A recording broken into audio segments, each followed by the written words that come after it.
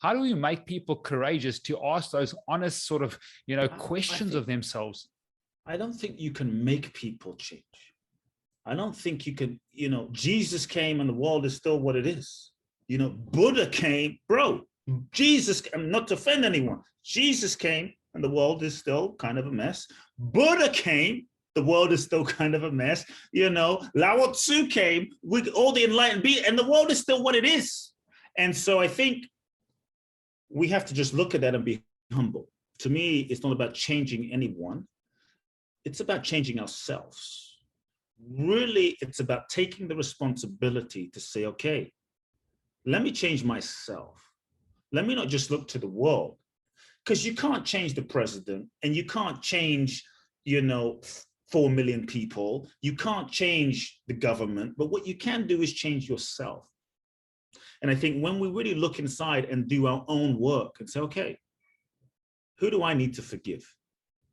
I need to forgive my dad. And I had to ask myself, yeah, maybe I'm right about he is this and he's that.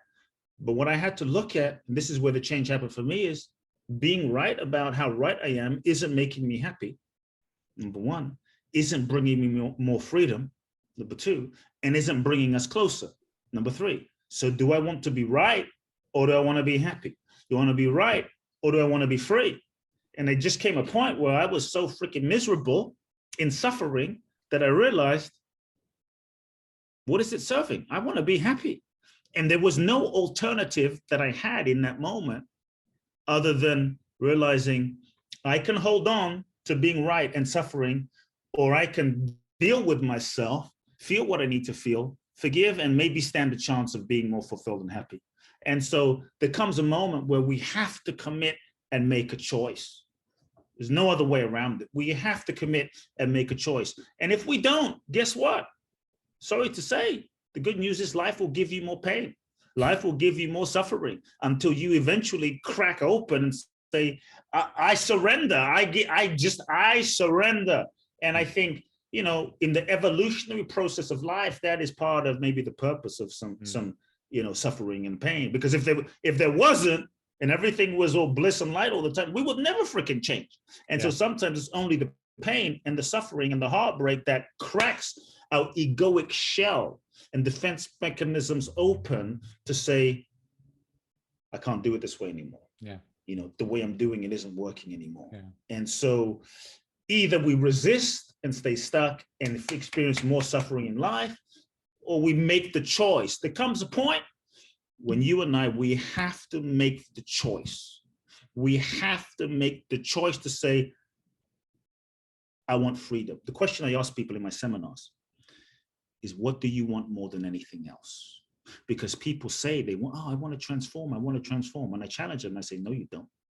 They're like, yes, I do. No, you don't. You don't. They're like, what do you mean? I just paid you. But you don't want to transform because you're more attached to staying comfortable. You're more attached to living in suffering because it's the known. And so the question I ask people is, we have to ask ourselves, what do I want more than anything else? The reason we don't truly transform is we don't want to. We have an unconscious payoff for staying where we are. We have sometimes there's a fear of, oh shit, if I really transform and let go, what will that mean for my relationship? Like, I know that my relationship won't be able to sustain. And so because we're afraid of that, we keep ourselves small.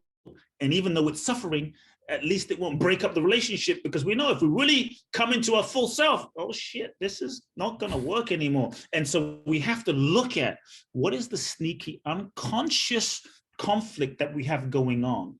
What is the unconscious payoff that we have for not transforming? If we can just acknowledge that and get honest about that, then we can deal with that. Like, I'm afraid that my relationship's going to be over.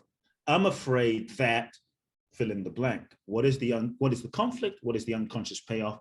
And deal with the fear of that. Then I think if we can see that, like, this is why I'm not transforming. This is why I'm staying stuck. Then I think we can meet ourselves with the compassion and the empathy. Because when we can meet ourselves with the compassion and the empathy, then that egoic holding on can relax. See, the ego that we think we think we're this ego structure, our sense of identified self, the ego's job is to reinforce its sense of existence.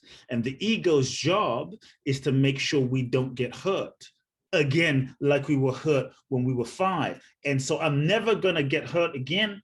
And in order to never get hurt again, I'm gonna hold on for dear life so that I don't open up, so I never get hurt again. Yeah. And I'm gonna control everything in my life so I never get hurt again. So if we can understand that the ego doesn't want to change, but the ego wants everything and everyone else to change. But life doesn't work that way. But when rather than judging that, if we can understand, oh, I have compassion for the ego because it's just trying to keep me safe. And I'm not the ego. It's just a pattern of holding on that I've learned. And when we can meet ourselves with that compassion, that's where the healing happens.